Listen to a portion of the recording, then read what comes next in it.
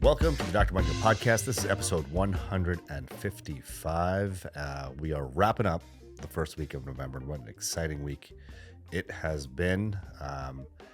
In my immediate world, it was my wife's birthday on Tuesday, on election day, so we celebrated that. My wife and I actually both took the day off and spent the day together. We kind of tooled around the city a little bit, had a great lunch. And then my boys actually had basketball practice that night. So we went out to dinner with my daughter. And then, of course, like the rest of us, I'm assuming the rest of us, we were watching the election results come in. And that was actually, I would say the very main event of this week for all of us. My wife and I actually voted early last week, knowing that Tuesday would be, obviously we would have voted if we didn't vote early. We didn't have the opportunity to vote early, but because we did, we took advantage of that. We voted last week on Thursday. Interesting, we tried to go to the polling center, which is at a local library, before work, but the line was so long, it wrapped around the building, so we actually went together. It was actually Halloween when we voted. We went after work. And it still took I think we waited online for 30 or 40 minutes. But as I mentioned in my last podcast, it is very important to vote. People lost their lives for the right to vote. It's important for us all to be involved with our government, the processes of government, and voting is an amazing way to do that. And shame, shame, shame on you if you didn't vote. Because as I said in my last podcast, if you didn't vote and if you don't vote, you have zero right to complain. You just got to keep your lips sealed for the next 4 years, because if you don't participate in the process, you cannot comment on the process. Wild election season this has been, and it's quite interesting. Obviously, there was much of the country was very unhappy with the way things were going in our country. I think obviously Donald Trump won the presidency, but the Senate went red. The House looks like it's going to go red as well, as although all those votes aren't in. And, I think that's the power. That's the beauty of voting. Folks were immobilized because they wanted a change. They wanted a change from what was happening. In their minds, they were better off 4 years ago than they were today. And, folks made their voice heard, which is the beauty of this country. We can participate in our government. And if you don't, like I said, it's a shame. Interestingly, as you know, I live in New York. I live in Long Island, but my practice is in New York City. And it always amazes me, how polarized the media is. It depends, what channel you watch. If you watch MSNBC, there's one narrative. If you watch Fox News, there's another narrative. But there actually isn't anything that's right in the middle. Everything is editorialized. You can't just get news which says, hey, this is what happened today. These are the facts of the day. This is the news of the day. Everything pretty much has a spin. For instance, the Wednesday after the election, if you read the front page of the New York Times, it was basically Trump wins, we're fucked. And if you read the front page of the New York Post, it was Trump wins, we're saved.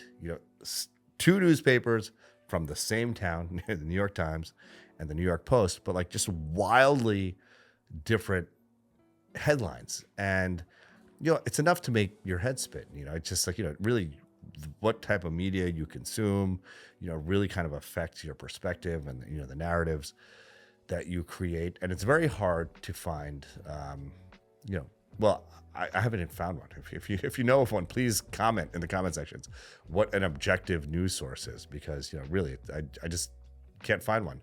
The best content for me is just longer form content. Where you're just like a podcast or something where someone is talking for hours and you can really kind of just listen if you're interested and kind of figure out what they're all about. And what the essence, I guess, of an individual. And I did a bunch of that this election season.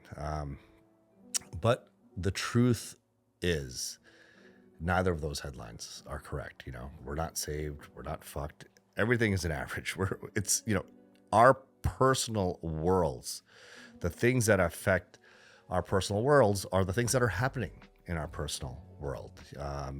the relationship you have with your spouse and your kids and your coworkers and your community, which is why it's important to vote, because, you're also voting for, local things, things that are affecting you on a local level, which, is going to affect your day to day on a much grander scale than who the president is. Yes, it's important to vote. It's important to vote for the president, but it's equally, if not more important, to vote for your local politicians, because that's what affects your day to day.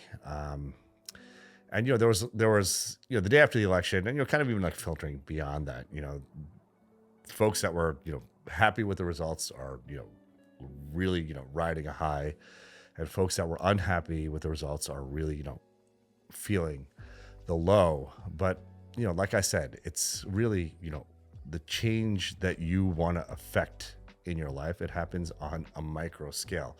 Like, for instance, I always talk about fitness, because I think fitness is just sort of a great example of affecting change, and how you can really make a change for the positive. But the way you do that is by stacking small daily wins.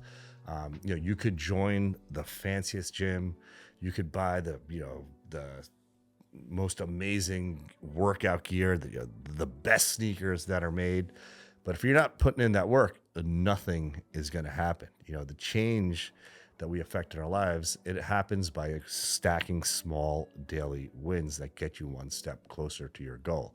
Now, of course, there's things that are happening on the outside, like who our politicians are, who are, the laws that are enacted, taxes, all that sort of stuff. But your happiness, one's happiness, my happiness, is largely derived from what's happening on a day-to-day basis in my life. The interactions I'm having with my patients. You have a great day seeing patients. That was a great day, and you feel really great. If things don't really work out well for the day, then that's a day that you can use as a building block. Say, hey, this didn't work out well for me this day, and this is the change I'm going to implement so that tomorrow is a better day. And the one thing that you have to do is be engaged with what's happening in your life, be engaged with what's happening in your life on a day-to-day basis, making decisions for each day that are going to make the day better. As the days, if you stack wins every day, then your weeks are great. If your weeks are great, your months are great. If your months are great, your years are great. And that's how you curate an amazing life, one that you're proud of, one that you're participating in. And that's why it's important to vote, because you have to participate in our government. You have to participate in there's opportunities for us to express our voice, and to not express your voice is you're really doing yourself a disservice, and you're doing your community a disservice, because it's important for you to be involved in any change that you want to implement in your life, whether it be fitness related, work related, finance related, politically, all those things. You can't be sitting on the sidelines. You got to get involved and make decisions and take action that are going to move the needle in your life in the direction that you want it to move. So with that, I hope you all have a wonderful, restful weekend. Just remember, the lows aren't as low as you may be feeling. The highs aren't as high as you may be feeling. But the one thing that we have full control over is the impact we're having in our immediate community, with our family, with our friends, with the folks that we interact with on a day-to-day basis. So, kindness and positivity always win the day, and we just all need more of that. There's never too much of that. So with that, let's get it.